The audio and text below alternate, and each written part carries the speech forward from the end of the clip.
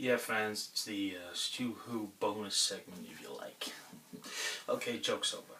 I mean, it was funny while it lasted, for me, for a lot of people, but you gotta understand, when you take on a name like the Wolf, and you want to make it your own, you really have to stick out.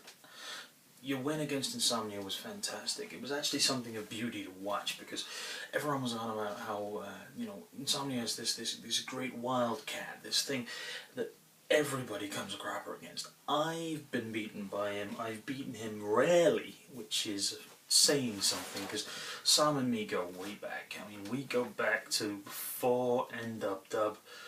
We go back to BDW and before that RAGE, Rage Wrestling, where a certain Mr. Malice's dad ran a federation and Insomnia was king. Beating him is impressive, but beating him is one thing. Sam's had his problems recently. Sam's not been all there. Sam's been distracted by things that have been going on around him. I'm not like that. For a start, I'm not distracted. For a start, second, I have no problem facing a newbie. Kid yourself all you want, kid. The name isn't anymore a problem or a question or a thing to make fun of. We did that. We did that back in the 90s. It was that long ago. It's not. I'm not taking disrespect to you. Not digging into my vast and really stupidly detailed history. I've got no problem with that. I don't. You don't need to know what I'm about. You've pretty much summed me up. 150%. I give everything I can in every match I can. I give everything about me because I know not everyone can do the same. It's not that I'm better than people in terms of technical skill or even power and hardcore and insanity. I just have this spark that the crowd gets behind me, lifts me.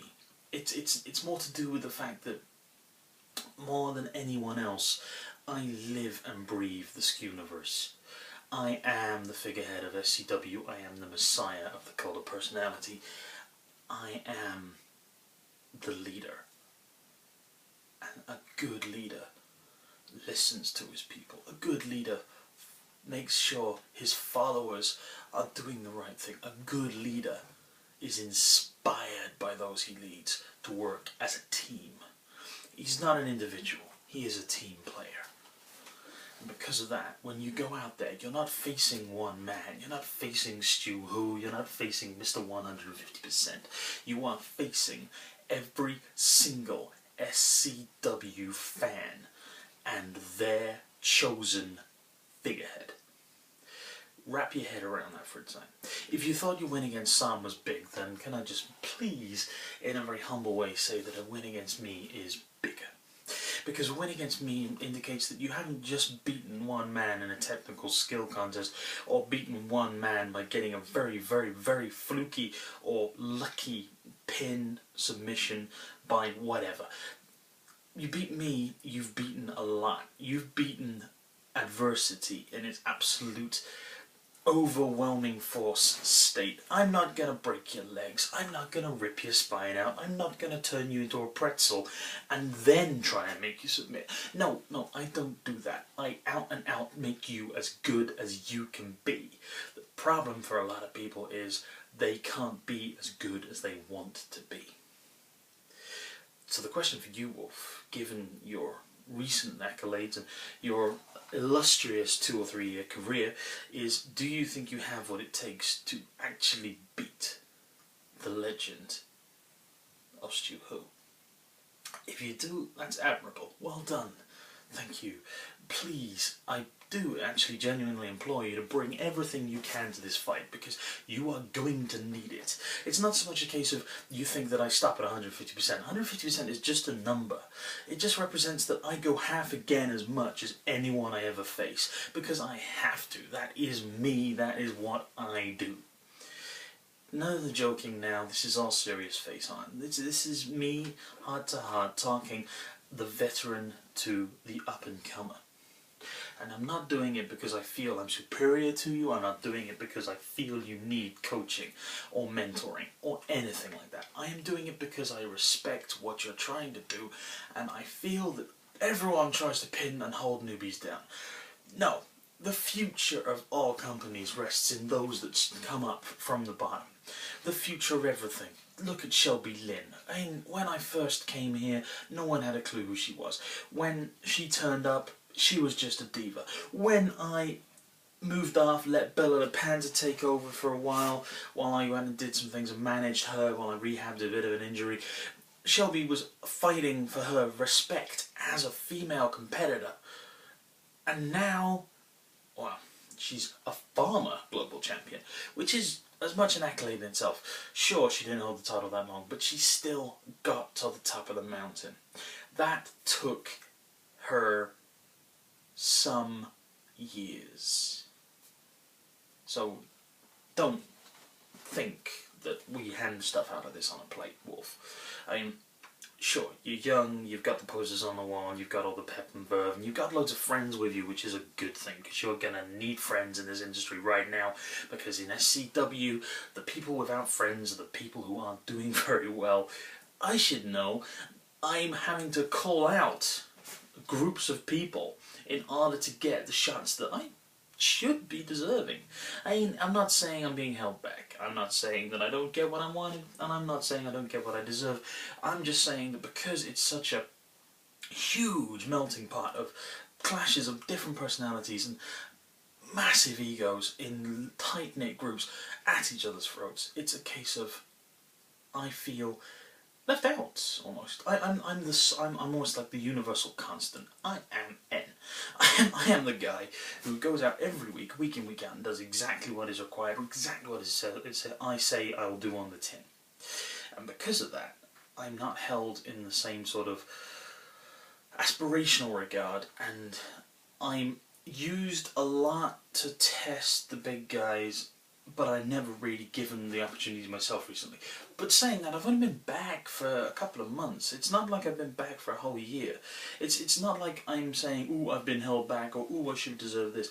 I am fully respecting where I've got to, but it was just the right time to call people out and say, you know what, Stu Who is done playing, Stu Who is done reliving the glory days, and Stu Who is done going on about how this universe is all powerful and all the rest of it, and I am the god of personality and all the rest of it. Stu Who has reached the point where Stu Who wants to actually say, you know what, Stu Who needs to step up, and Stu Who needs to win the global championship again, because otherwise, what can everybody else aspire to do?